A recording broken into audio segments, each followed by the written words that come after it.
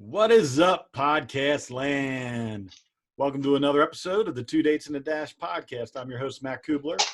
If you don't recognize the guy on the left, you've been under a rock for the last 30 years, but that's my man, Curt Schilling, former Red Sox, Phillies, Diamondbacks, Oriole, yeah. Astro, name it. But most well-known for his time with the Red Sox. I'm pretty sure that's where most people remember him. I personally remember him as the workhorse for the Phils back in the 93 team. That was a great year for us. But thank you all for joining. Curt was very gracious to give me a little bit more time because the last time he was on, which was episode 36, I think. Where this you couldn't wait for 38. You couldn't wait for 38. I didn't think of that one through. I didn't think it through. But we talked a lot about life and faith and family and just overcoming things. So we really didn't get a whole lot of baseball time in. And he said, no, it was kind of a beer at the bar chat. Yeah, and I think by the time we were done, we were both hammered. Yeah. But so today's episode is going to be a special one because we're really just going to focus on baseball. It's the first time I've really had a plan on a show, but I really want to make sure that I take Curt's time and we hit the highlights of some of the stuff that's just phenomenal baseball stories that some people may not know the depth of some of the things that had happened during certain periods of his life. So thank you for being on.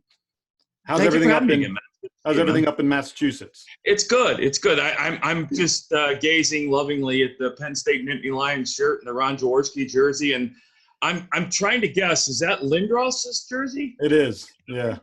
Okay. That was my introduction to hockey, by the way. That Lindros, the player, Recce line, and, in the early '90s. So yeah, no, there's a lot of fun. I smile because a lot of and there's a Tim Tebow too. My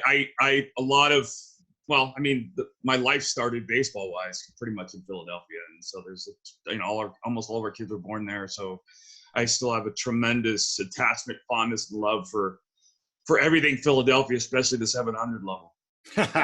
That's a whole different breed of human beings up there. Yes, man. It is. There's no way to compare it other than maybe. It should be a part of SEAL training. Oh, I agree. Just walking down the stairs or up the stairs. And this is at the old vet. For people that don't know, that's the old Veteran Stadium. The 700 level was renowned for being the most passionate. I guess I'll use that word. Yeah, that's a safe word. Yeah. They were the obnoxious, dirty, filthy, disgustingly loving sports fans in history.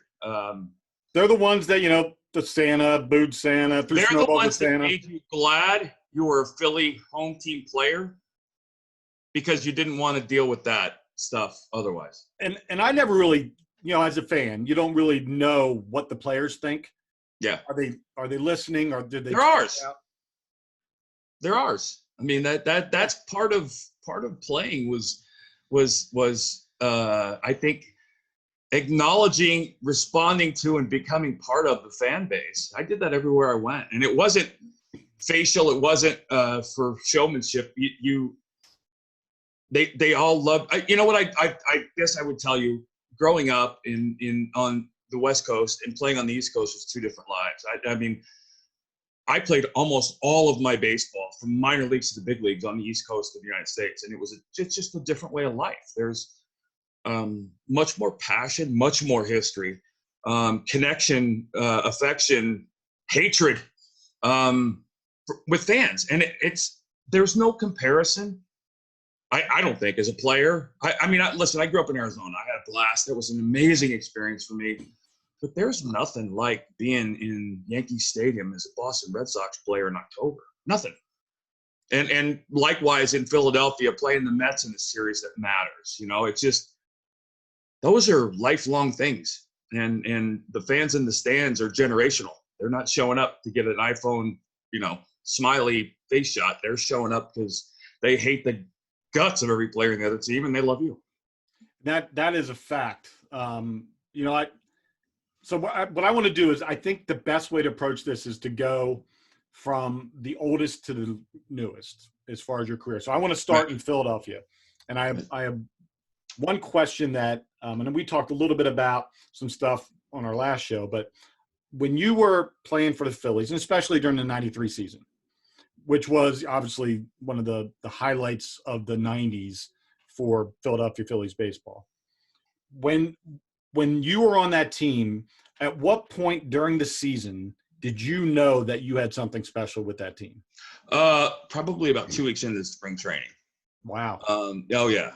We knew. All you had to do was look around, and you could 2 weeks into spring training games, I should say, not spring training, but we were 2 weeks in, and I think 2 fights in as well. We had cleared the benches with the Cardinals, and we were a pretty large group of boys. But we had a leader in Dutch that was I never played with another human being even remotely close to the leader that he was. And so you looked around and you saw Eisenreich, and you saw the platoon in left, and you saw the platoon in right, and Lenny was healthy and huge. And Dutch was healthy, probably just as importantly. And Crucky was Crucky. I don't know if Crucky was ever actually healthy, but he could hit. And then we had, Mickey was at second. You had Todd Pratt back in. And I think probably for me was when you looked at the starting pitching and the guys that were contending for the 5 spots in that rotation, whoever walked away from camp as a starter, we were going to be deep. And, like everything else, it comes down to health. But, all of us, I think, believed. And then with the series opening sweep in Houston, that flight back from Houston, it was kind of funny because we were just talking about, we knew, and we knew we could physically beat you and that we could physically beat you up. And so we didn't take shit from anybody. We got after it. And when you looked at the personalities on that team, they were unique. They were different. I wasn't part of Macho Row, Matt. I mean, I was a young player. And a lot of them didn't like him. I mean, I only had one bad teammate in my life, and that was that year. And so, I wasn't a part of Macho Row, but that was okay because I knew Macho Row needed me. Right. And Lenny was so good to me as a veteran. He taught me so much about pitching. But Lenny recognized not my talent, but my baseball IQ, and his was off the charts. But after Mickey hits the home run off Doug Jones in Houston, and we sweep them, remember they had signed Drabek and Swindell that year, and so they were supposed to be the end-all, be-all.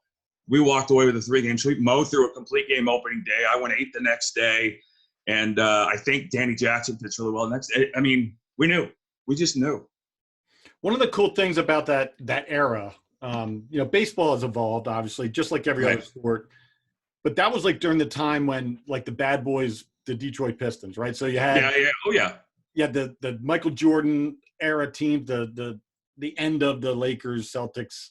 But people loved you as much off the field as they did on, if you were that kind of person. Right. I mean, Matt, we're, almost 30 years later? We have a reunion for that team, and we had a parade after the season ended. We didn't win anything. That city and that team were as close to mirroring personality-wise as any team and anything I'd ever experienced. And I think what you just said there is literally the key point. And if you have the players, and it's not necessarily having a star, and we didn't have a Bonds, right? Right. I mean, and I think that part of it made it even more endearing. We were a bunch. We always said we were a bunch of gypsies, tramps, and thieves. I mean, we were literally Santa's cast-offs, and it was a group of people that, and if you looked at it, nobody really wanted. And we kicked everybody's ass. And that was because it was really a circle the wagons kind of a thing there. And then you had the idiots in the media that made it even easier to not like anybody. That is true. I think the greatest, and I've been around a lot of athletes in my life as a bodyguard, and that's where most of those jerseys, I've worked for those people. And right. I always tell them when they ask me for advice, which is rarely ever, but I usually give it anyways, especially newer players or younger players that are coming into whatever team they're on. I said, you have opportunities to be legendary, not just because of your talent and your play, but if you embrace the city you're in. You look at a Ron Jaworski, Vince Papale played 4 seasons, he was a special teams guy. He never played more than 6 times a game. And he is literally a legend. Jim Eisenreich. Jim Eisenreich. Yeah, exactly. I mean, the story is amazing what he did, but and I think people underestimate how good he really was. But this town, we embraced him as a team. I mean, it was funny because when I was doing stuff for a sports station that shall not be named, I was going to tell the Eisenreich story about, he had Tourette's, and we literally, he had never been in a situation where that was just, who cares? Right. Right. And it wasn't a story for us. So like Crucky made fun of him from day one. Like, we called him Jeffrey Dahmer because we said he had to have a dark side. Like that's baseball humor, right? I mean, that's the dark stuff that you don't tell people you talk about because we joke about stuff that people don't find funny. But unless you're part of that culture. That's exactly part of that culture. And it only exists in that culture. In the sports locker room, the police barracks, and the army barracks. Those are the only places where that thing's acceptable because it never leaves the house, right? You protect each other. You love. It doesn't matter. I had a teammate on that team I despised, but at 7:30 every night he was my teammate, and I would have drilled anybody and killed anybody for him. Right. And the same, he was the same for me. And when you think about blue collar, hardworking, it's all about loyalty, isn't it? I mean, that comes down to it. But Jimmy was one of those guys, like you said, exceptional player. Probably would have been a borderline 3,000 hit guy if he had stayed healthy and played his whole career. But he was just one of us. There was nothing wrong with him. He was actually probably one of the more normal human beings on that roster. And he was exceptionally talented. And the fans loved him for all the other stuff first, and then he was a freaking great player second. So still sad to get his last freaking career home run off me, but yeah, okay. But if you had to pick it, you'd want it to be somebody you cared about or somebody you respected. Yeah. Right. I think that I didn't even know that. That's a great little nugget of that. That's some good barroom trivia right there. Yep. What former teammate hit his last career home run off Curt Schilling? That's forever. I don't keep much in my filing cabinets anymore. There's constantly being replaced, but that one will stay there forever. So when you made it through to the World Series, and in that year, 1993, and you knew that you were playing the Blue Jays, which had really, really talented team. Oh, I look back on that offense, and thankfully, I don't think I realized at the time. Yeah. I mean, that is probably one of the 2 or 3 best offenses I ever faced in my career. It did at any point in time, and I've talked to other athletes who have played in championship games that knew they were outclassed, or they wanted to win. They really wanted that badly, but there was probably something in the back of their mind that said, yeah, we probably don't have a shot. Was there ever a moment, because I literally cried, I sobbed when Joe Carter hit that homer. I sobbed. I was in a bar as a bouncer, and everything stopped, and I cried. And I'm like, what am I doing? Like, was there any point where anyone on that team thought for 1 second that they weren't going to win that World Series? I can't speak for anybody else, but not for me and not for the people I knew. No. I mean, the Joe Carter home run was as stunning to me as it was to you. I was sitting next to John Vukovich when Mitch came in, and I was like, oh, crap. He goes, don't worry. Big boy's got this. And, like, Vuk was my father. I mean, so I was like, okay, all right. And in my mind, I was thinking, I'm going to beg my way into starting Game 7. There's no freaking way he's giving the ball to anybody but me for the game the next day. And that was when I had my spikes on. I was ready to come out. I'd go to the pen. I mean, all that stuff. And so, it was surreal watching that ball go out. And like I try to tell people, and the only people that can even come close to understanding this mentality is people that serve in the armed forces. On Friday, you're doing sniper overwatch on a Marine platoon in Fallujah, and there's a 15-year-old kid with a chest jacket bomb. And on Monday, you're home with your wife and kids, and you're going to the grocery store. Right. Like, the human brain isn't equipped to make that transition in many cases. 1 minute, Game 7, oh my God. And the next minute, everything's done. It's over. Like, you're going home. And it was, and there's no life or death component to that, which makes it different. But I grew up a baseball fan, and my first thought after, oh my God, it's over, was, wow, I just witnessed one of the greatest moments in the history of the game. Like, wow. And watching that whole thing unfold as Joe was like jumping, going around the base, it wasn't gut wrenching. It was just like, wow. I was trying to appreciate the moment. And, but no, we never, I would tell you that once we got done with the Braves, like, I think that was more, I don't want to say intimidating, because that team, there was no intimidation on that team. And we didn't, the only person on that, and again, no disrespect, because those starters were all Hall of Famers. But in October, our offense was not worried about facing anybody but schmaltz on that staff. Right. And so, that was, and that was the test for us, right? That was our 2004 Yankees series in a sense. We got past that. And then, like I said, I don't think we knew how good that team we were facing was, and probably not a bad thing. Yeah, sometimes ignorance is bliss. Yeah. So I just distinctly remember, and after you guys beat the Braves, me and my best friend, I call him my brother, we went down to where you guys landed. Yep. And we're at the fence line and following all the cars to the place where you guys parked your cars. We followed you there. Like, it was a pretty intense, cool moment. And it was the first time. And that's intense and cool for us, right? Don't underestimate the impact. I mean, though I try to tell people, they're talking about playing baseball without fans. It's not going to happen. Right. And I'll tell you why. Every memory I've ever gotten from my career involves the fans. Yeah, I did something, but the fan reaction was the moment.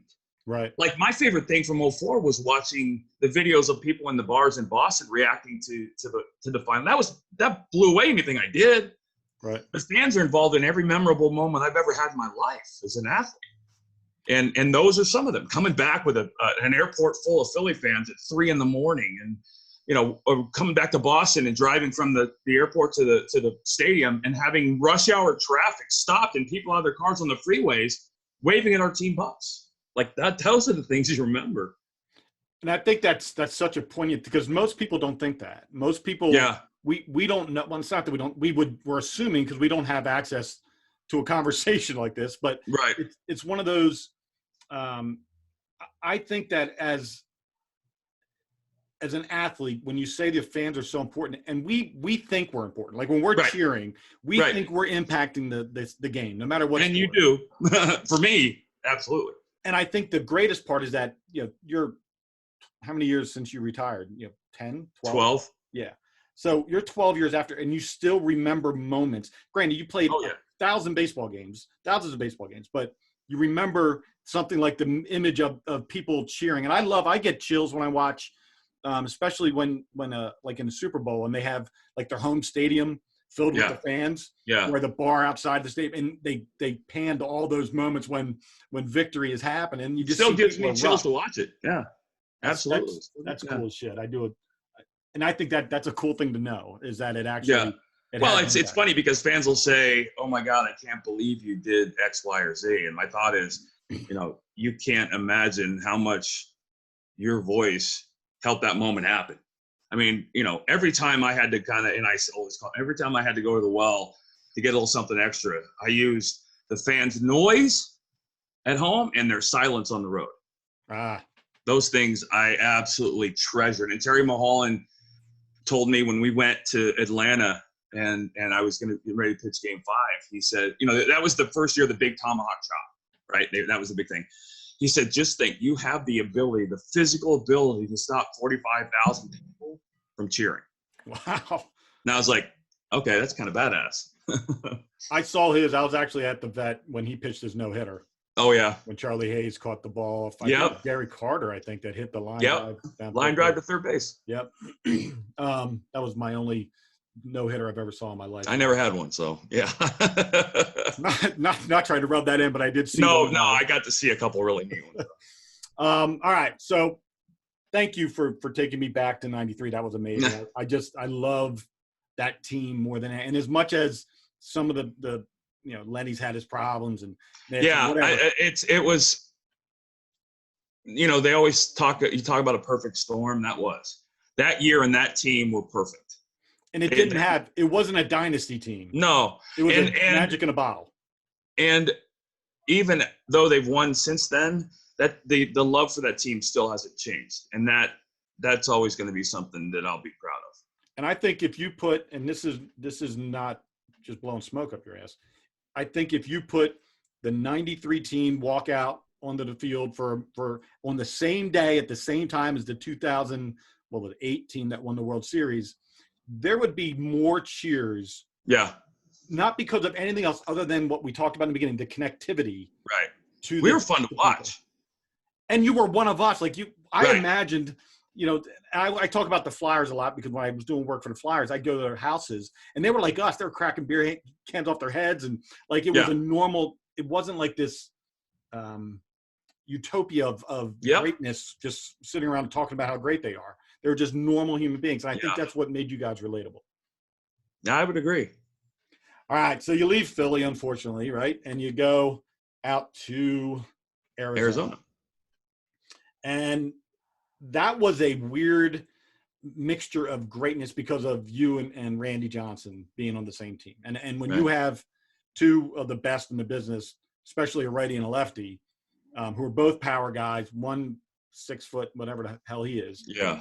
It had to look intimidating. And then you had some really good offensive players that weren't necessarily the greatest individually at their position. We didn't have an outstanding offense. We had a good offense. What was it like when you went there and when you're in 93, you think you're going to win that World Series? Right. Conversely, that year that you won the World Series in Arizona, did you have that same feeling 2 weeks into spring training? Yes. Yeah, I think everybody recognized, first of all, you had RJ and I I think we were probably peaking at that time. Mm-hmm. It wasn't, that made it even more unique. When I came to Boston, it was with a post-2001 Pedro, who was still phenomenal, but no one could ever be the 99 guy again. But we had fun, man. I mean, he's a unique individual. I worked my ass off to be his friend for a couple of years because it was hard work. We golfed every single day of the season that we weren't pitching. But it was one of those times when I think our reputation preceded us with every start. I mean, he goes out opening day and throws a complete game, and then, it was on from there. And, I think the second or third start of the year, I punched out 17 on a Sunday getaway day. We went 90-15 over 2 years, and we lost. Only one team beat us in the series, both of us, and that was the Pirates. And it was just a fluke. Like, it was cool. Nobody wanted us, and that was, nobody wanted. And you'd see, it was fun. It was just fun. I mean, because not only am I playing against the best in the world, but at the time, in my mind, I was one of the best in the world, and that's a little different tier. I certainly, I looked at him and I look at me and look back and feel a little bit of sorrow in the sense that neither one of us, I think, enjoyed it even remotely as much as everybody else. I couldn't. Like, I didn't have the ability to, because, I beat Maddox 4-0 on Monday. Great, for 30 minutes. And then after the 30 minutes, said I got Friday now, or I got Saturday, and I got the Padres, and I got Kevin Brown, whatever it was. And he was the same way. He'd go. I remember him one day being pissed because he went 7, punched out like 9, gave up 5 hits and 3 runs, and the media the next day was like, is RJ okay? And he's like, it's not fair. It's not fun that if I don't punch out 12, someone asks me this. So I said, dude, that's your own fault. You set those expectations, and if that's a problem, then just suck, because that'll be easier, right? I mean. And so it was, but it was fun. It was, I can't describe it. I was on the mound. There were times on the mound where I was like, wow, you can't beat me. I know it, and you know it, and all the fans know it, but we still have to play the game. Now, that's totally what I was thinking. Yeah. And RJ had that a lot, right? I mean, I don't know how much he acknowledged that, but once I started golfing with him, I realized he golfed exactly the way he pitched. If you could see him in the first inning emotional, flustered, he was out, he was done. He didn't come back from that stuff. But if he punched out 2 and dominated the first inning, hang with him, boys, get him tomorrow, because you ain't beating him tonight. So when you knew, like, having when you two were together was very similar to having like, you know, the Maddox and Smoltz or whatever. You know, you had the two most dominant pitchers in the league on the same team. But it was different, Matt. It was different because we were physically dominating. Like, you know, Maddox and Smoltz, everybody talked about it. Maddox is, I think, the greatest pitcher of all time. I agree. But everybody talked about he's a comfortable 0 for 4. You're going to make 4 outs on probably 8 pitches, and it's, you know, it's just you're going to just not look good. You know, RJ and I could give you an 0 for 8 with 7 punch outs, right, in a 2-game series. And so there was a physical component we brought that other people. I still, you know, and I mean this in a respectful way. I don't believe 2 pitchers ever had the dominating back-to-back seasons we did when you compare what we were doing, what we did to what the rest of the league was doing. I mean, I just feel like, you know, everybody talked about Koufax and Drysdale, and yeah, I was fine, but I don't. I mean, we punched out what 1,200 guys combined over 2 seasons. That's just insane to think. It was, the numbers are insane, and numbers I didn't fully grasp and appreciate till long after it was over. But when I look back, I said to him like a year or 2 ago, we had quickly talked. I think it was when, actually it might have been like 2 years ago, when Garrett Cole and Verlander, they were talking about how dominant they are. I said, that's fine. We put the numbers up against ours, and nah. And being, so I'm one of the 2 people that was involved in that, right? I mean, so not a lot of people have memories of it because there weren't a lot of people. It was him and I, and I'll always treasure that because I know he set a bar for me that I tried to reach every single start. And that's kind of what my next question was. If you were on 2 different teams, would you have had, no, would he have had the same? I wouldn't have. Right. No way. Nope. There was a level, and I always kind of played that for the most part. Before I got there, I was the ace of the staffs that I was on. Right. I wasn't there. And it's funny because a lot of people are like, you know, you weren't even the number 1. I was like, okay, what's the point? I was number 2 to one of the greatest pitchers in the history of the game. So what is that? Blew up a bird. Yeah, it was a knock on me. Like, okay, I'm Scottie Pippen. I'm all right with that. Right. You know? And it's funny though, I never faced RJ in a game. I never got to pitch against him. Which no, I was trying as hard as I could to rehab after 04 because he went to the Yankees that next year. And I knew he was going to pitch opening day, and I wanted to. But no, it was just something that you had to be. I can't explain it other than it was so fun to do because, I mean, I think I went like 60 some starts and never threw less than 6 innings when I was going with him. The only start I ever threw less than 5 was when the lights blew out in San Diego. Right. And he came in and punched out 16 behind me in relief. But, you know, I got to follow a guy who every night you sit there and go, I got a chance to see something I've never seen before. And he was filthy. It was so fun. So that year, when you compare, because you have 3 World Series, right? Wins. When you compare your first one, because everybody says, you know, the first one's the best. Right. Was it because you made it to the show, the final dance in '93, but you came up short? Right. Was it as euphoric and as finally I got here, I finally did it type of moment, or was it something that you look back on and realize how great it was?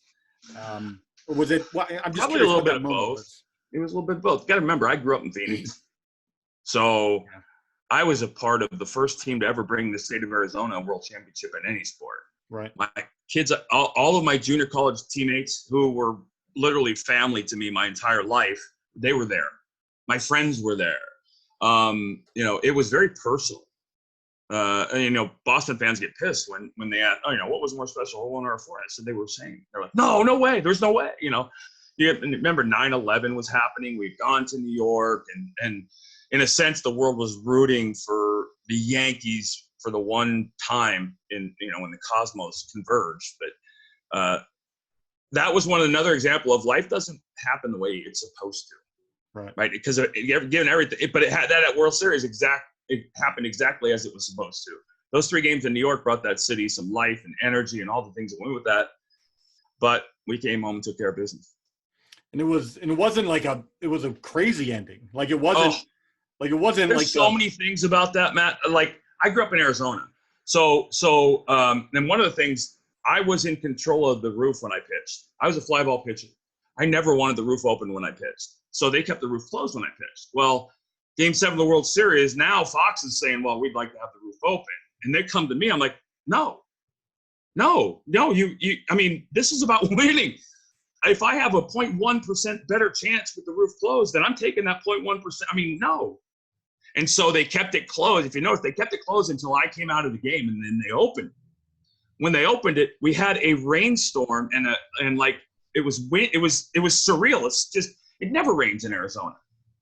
And we had a little bitty rainstorm and a dust storm on the field, and it was like this divine thing. And I remember watching that going, okay, this is just surreal, like weird. And then you had, one of the greatest closes and finishes in the history of the World Series.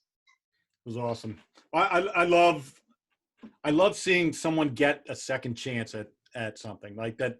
There's a lot of players that never win a championship, and very few even make it to the championship. But to have the opportunity to earlier in your career, pretty early in your career, get an opportunity with a team that nobody really expected to do anything, and then go to another team where you have literally one of the greatest left-hand, I would say the greatest left-handed pitcher of all time. Agree. Carlton is up there, but he just wasn't as filthy as. No, RJ was more dominant by every statistical category. So Still both Hall of Famers. Yeah.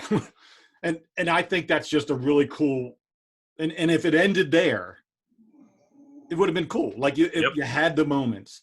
Yep. And it didn't end there. You make your way to Boston.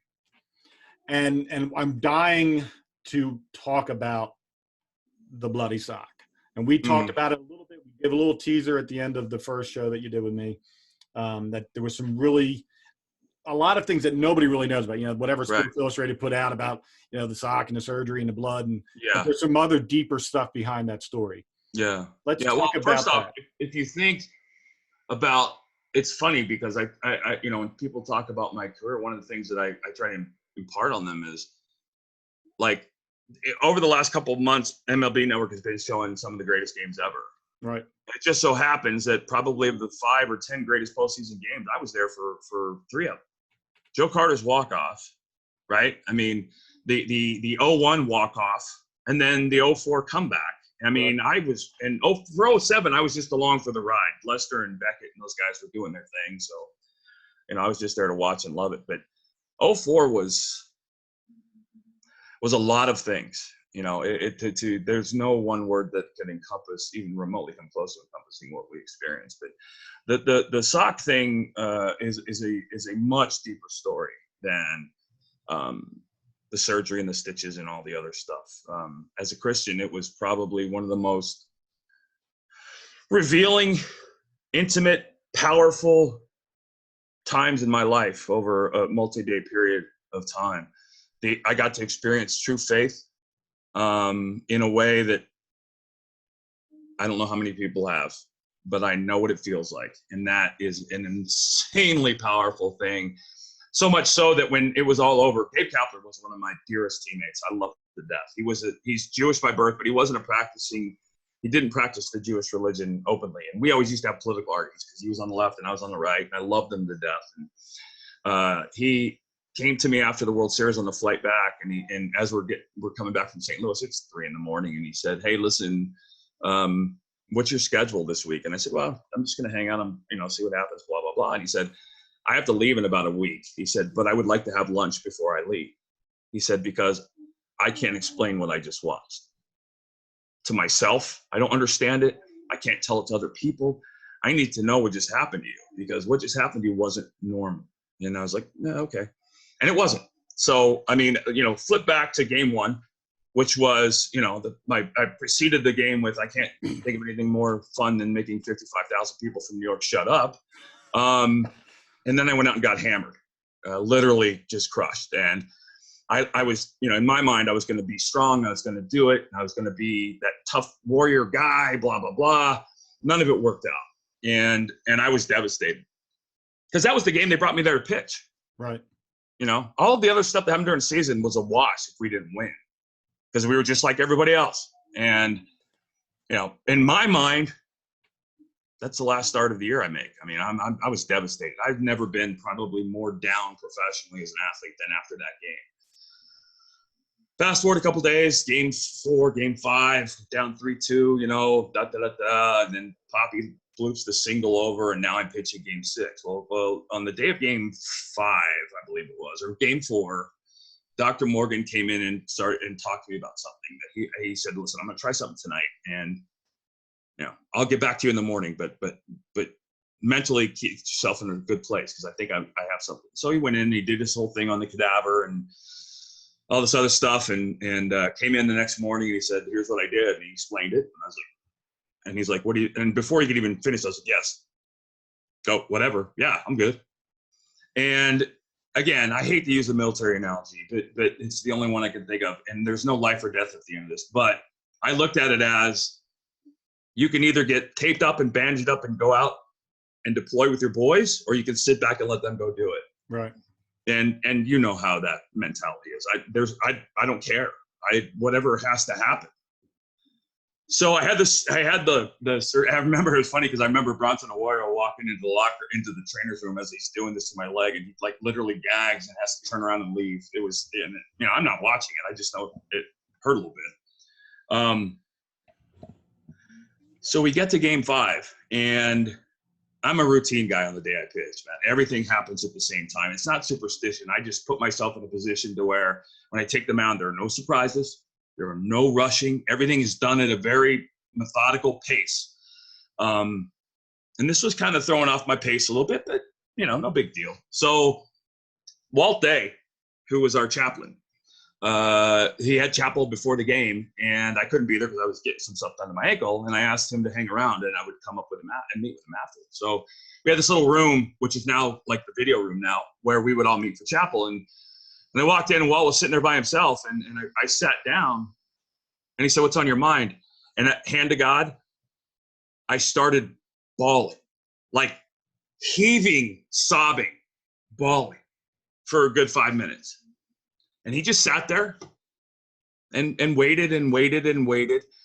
And he said, "What's wrong?" And I said, and I'm trying to talk through sobbing. I said, "I don't deserve this. I can't ask him for help now. I can't be an opportunist. I can't look away from." He stopped. He said, "Stop. That's not your decision. That's not your choice." He said, "True faith is being able to just pick it up and throw it on him and ask for the faith to do what it is you want to do." And I said, "But I don't." He said, No. That's not how it works. You don't get to make that decision." And so we prayed and talked a little bit. And I said, and we're in, actually we're in New York at this time.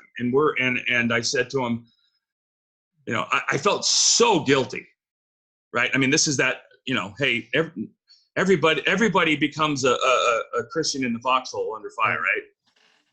And I would like to think I wasn't. And I've been a Christian this time for 15 or 16 years. And I'd like to think I'd lived a life of a Christian, horribly flawed human being.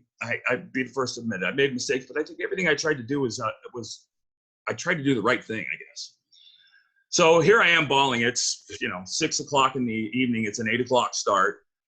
I come out of, I'll never forget walking down the stairs to go back and get dressed. And the first step I noticed my ankle I didn't feel anything.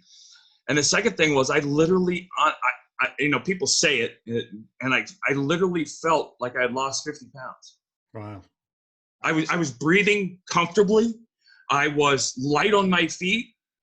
And it kind of caught me a little bit. I caught my breath a little bit. And if you watch that game, there are multiple moments during that game where the camera catches me walking up the field just kind of smiling.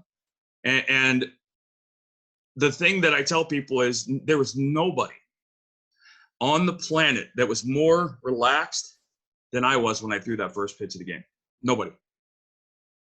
And I was just doing my thing. And people like, "Oh, God would you pray to God?" I never prayed to the Lord to win anything. I prayed for the strength to compete. Just let me compete, And so the game happens, and I'll never forget. There's so many things about this I'll never forget, but I never forget walking into the media room afterwards, and they asked me the first question. I don't remember what it was, and I said, before we get to that, I said, I wish people could experience what I just experienced. And I saw all of the media like roll their eyes, like, oh Lord, here we go again. And I was like, I just experienced faith in its truest, absolute form. You know, and the Shaughnessy's of the world are like, yeah, whatever, blah, blah, blah. So we win the series, right? And now I'm going to pitch again. And so 4 days later, or 5 days, I don't remember how it was. And I know we're up against time, so I'll try and make this a little quicker. No, we're good. We got time. We kill them. Well, it's 11-12-9 game one, right? And I had this surgery, the procedure done a second time. And I think all of us kind of acknowledged, looking at my ankle at the time, this was it. I wasn't going to be able to do this again because everything was so swollen and damaged and blah, blah, blah. And so very same thing from a process perspective.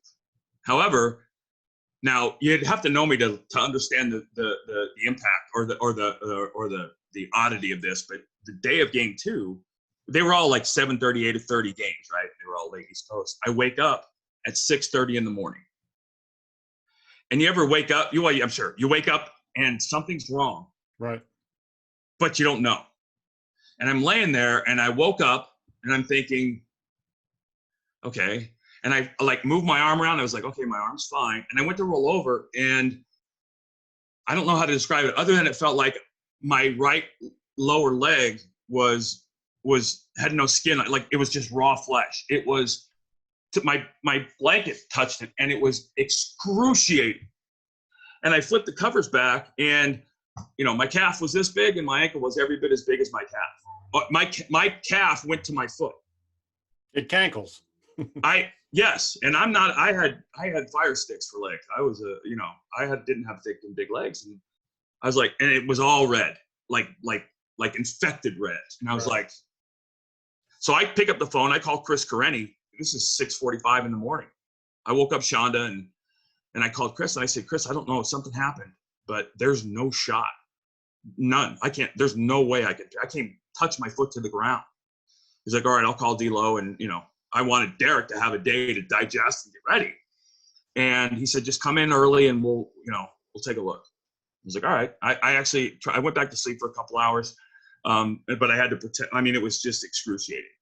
And I remember, so I'd leave for the ballpark and I had to drive with my left foot because I couldn't I couldn't do anything to my right. I couldn't extend my foot. It was just excruciating. And I remember hitting the end of my driveway from Medfield to Fenway. There was probably 1,000 signs. Good luck, Curt. The Westwood Fire Department had a thing out on their marquee, and thousands of people had written signs. There were 100 at the end of my driveway. And I had a very private residence at the time. And so all the way through Medfield, everybody knew the route I took to the ballpark. And so I was thinking, and I'm listening to EEI at the time. And I'm thinking in my head as I hear these people talking, they have no idea what's going to happen tonight. I'm not pitching. They have no idea. Like it resonated with me. And I got to the ballpark, and I'll never forget, Doug Mirbelli was in the parking lot and he had his little video camera. He was filming guys for a thing that he was doing, blah, blah, blah. And I rolled my window and I said, turn it off. He's like, no, dude. And I said, turn it off. He's like, what's up? I said, you have to turn that off. He turns it off. And I opened my door. I said, you have to help me get to the clubhouse. He's like, what are you talking about? I said, I can't walk. He's like, what do you mean? I pulled up. He goes, holy shit. So he literally had to carry me into the clubhouse. Got to the trainer's room, laid on the table. And this was probably 2:30 in the afternoon. We're still a good 6 hours from the game. And Dr. Morgan was coming in at 3. And I've already wound down. I'm not pitching. I don't know how to equate. Maybe it's like getting a call to shots fired and then somebody saying, oh, no, everything's okay, go home. Right. It was like I just emotionally, I was drained and I was like, okay. And Dr. Morgan shows up at 3 o'clock. Hold on, sorry. Dr. Morgan shows up at 3 o'clock and I'm in the training room and he walks into the training room. Hold on, I lost you, I think. You're good.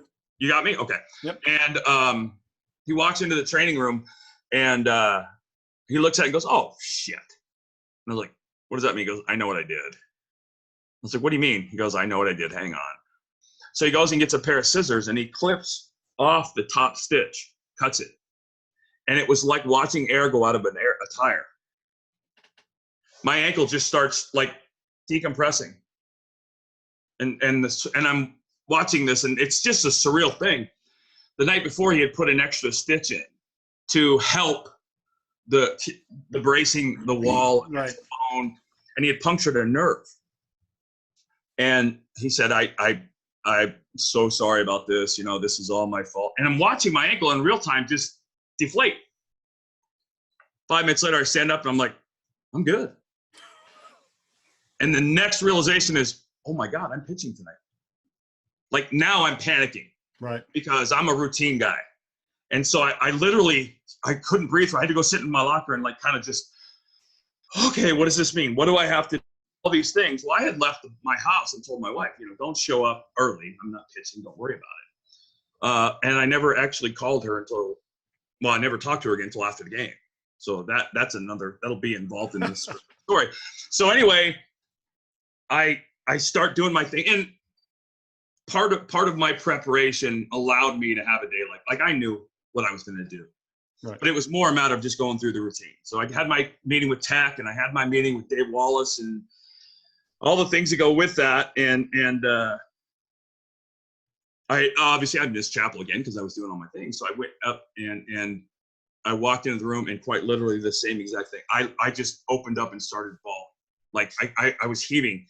And he just sat there for a few minutes, and it was guilt. It was 100% guilt. I said, I can't do this again. What, he's like, I'm going to say it again, man. It's not up to you. You don't get to make those decisions. You just have to have faith and put your faith. And I was like, it just didn't seem right. It didn't seem fair by human standards, which is why we fail all the time. We always try and put God's stuff and his actions to human standards, and they have nothing to do with that. Right. So again, I'm a complete mess, and I'm trying to compose myself, and I wasn't even remotely embarrassed because I'm me. Men cry, so I don't have a problem with that. But there was just this enormous amount of guilt, and we got through this, and he just basically told me the same thing. He said, "Hey, you're going to go out tonight, and if you have faith in him, then put all this stuff aside and just go out and compete." So I did. And there was a moment, and if you watch the game, I want to say it was the end of the fifth, but I'm pitching, and one of my dearest friends in the world, Reggie Sanders, is on second base, and Mike Matheny's at the plate, and there's one out, and I tell myself, I saw Reggie had a really good lead, so I said, you know what, I'm going to try and keep him close, and I went to throw a pitch. He took off. He had a great jump, and Matheny fouled the ball off. And I said, okay, I'm gonna spin move to second base here. I've done it a million times. I'm gonna spin move to second base and make sure he knows I'm aware of him. So Tech, no sign. He gives me, I tell him I'm gonna make the pick off with our little signals. He gives no sign. I come set, and I come into my windup, and I start to throw the pitch. And in my mind, I'm thinking, oh shit, Tech doesn't know what's coming. I don't know what I'm throwing. And Reggie had just taken off again. I throw a meatball right down the middle. Matheny crushes it. Billy Miller catches the line drive at third base and reaches over and tags Reggie Sanders for the final out of the inning. And I started laughing out loud on the field. I'm walking off the field going, okay, I get it. You win. You're in total control. And, it was, and I was laughing. I was literally laughing. And that was the thing. Like I told you, Gabe said, and other people saw, like people couldn't understand it. I couldn't. But I realized that I had experienced faith. And it was amazing. It was life-changing. It was, this is a story I've wanted to share forever. But it's lost on an audience that doesn't come in with some inkling of, it doesn't have to be a believer. I just need somebody with an open mind. Like, and so I guess my response is when people talk, what would be the reason to lie about something like this? Right. Right. Everything else, it was all amazing in and of itself. It didn't need this level. But I've never told you this, so I'm going to tell you my faith story. Because when you're talking, I'm envisioning the calmness and this feeling that comes over you. You knew my brother passed away when I was 18, and right. I had a lot of guilt for 13 years after his death. And I went through literally trying to kill myself every single day emotionally for his loss. And my moment of grace, I call it, it was when my faith was restored, was when my son was born 13 years after my brother died. And I named him after my brother. And we had people over at the house, and my grandmother hands, people give gifts normally to the mom for the baby, right? The dads usually don't get anything. My grandmother says, I need you in the room. So I said, okay. And she hands me a box, and it's a pretty big box. And I open it up, and it's a quilt. And I fold it back up, and I hand it back to her. And I say, Nan, I think this was probably for Lauren. And she goes, will you look at it? And when my grandmother says that and gives me that face, I kind of know I'm up teetering on that line.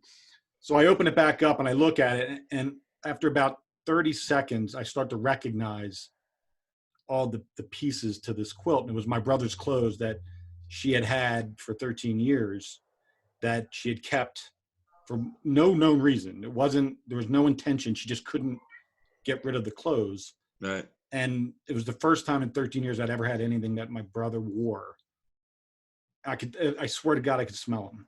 Yeah. And that night I went down to my basement and I wrote my book. Essentially that night, I wrote 28,000 words of memories about my brother. And when people say they read my book and that the memories were so clear, it's because it was at that time I wrote them. Right. When everything was coming out of me, all this emotional release. And when I came up that morning, and this is when I think when you were in the fifth inning and you figured it out, when I came up that morning, I felt forgiven. I felt relief. I saw, and I tell this story, the house we lived in at the time, the basement door where I had my office in the basement opened up to the kitchen window. And it was like, I literally was there all night. So it was like 7:30 in the morning, and the sun's coming through that window. And I saw particles of light and color and things that I hadn't noticed in forever. And I just felt this peace take over me. And it was like the beginning of my rebirth into my journey with God, because I'd forgotten, and I was so angry at him during those 13 years that I didn't have a chance to feel anything. And when I felt forgiven and I felt that relief, it was like the world opened up to me. So I totally get. You felt faith. Yeah. Yeah, and you feel it. You don't ever forget it. No, it is literally. It's a motivational. It motivates. Like, I mean, to me, it just affirmed the word. Yeah. In ways that were real. I always try and tell people when I'm talking to people that aren't that are atheists or don't believe. I always play a little game and walk them through the day Christ was crucified, and try and get them to explain to me at what point did Christ lie. Or did the disciples lie? Everybody saw the crucifixion. People saw him after the resurrection. At what point did the apostles lie, and why? Right. And smart people will have that moment like, they'll think about it. And that's all you want. You just want people to think. And so, that to me is my biggest concern. Did we cut off? Nope, we're good. Okay. All right. Okay. Just making sure. Now, I love that of all the things that you've experienced in your life, all the highs, the awards, the accolades, and even with the Hall of Fame looming, like you don't, and people I'm concerned for, because I want you to get in personally, but I can tell you really don't have that level of concern, because you have experienced what probably most people have not. Right. Is that moment of faith where you truly knew who you were and who guided you, and it makes life so much easier to live. Yeah. And for this reason, if none other, when you look at the times we're in are unprecedented. And every time you get caught up in the real world stuff and don't have a chance, you get that minute to take a breath, for me, it's always, okay, I know how the bottom of the ninth is going to play out. Right. Like, I know how this all ends. And so I'm all right. I just need to, you want to protect your loved ones and take care of your loved ones, but I know the final chapter of the book, so I'm okay. There's going to be a lot of suffering, and as there should be, when you look at what we've done as a species. I mean, but I have the ultimate coach, and the ultimate manager, and he wins in the end. That's awesome. Well, I think that's a beautiful place to end, and I think it's the perfect place to end. Yeah. And I am so thankful that once again. I always enjoy talking to you, Matt. It's always a pleasure. You know that. And you're a good man. Thank you. And I truly do appreciate our friendship. Yep. And everybody, I hope that from a baseball perspective, you were taken back to a time that you can remember vividly watching on TV or live if you were lucky enough to be there, whether it was for 93 or with the Diamondbacks or the Red Sox. But I think at the end of this, when you come to understand what an elite athlete such as Curt, who experienced the highest of highs in sports, that the thing that he holds on to the most is that moment when God took over his body and said it's going to be okay, and he came out of this no matter what the ending of the game was, he came out of it a better man and a more aware man of who he is and what his a more faithful man to be. Yeah.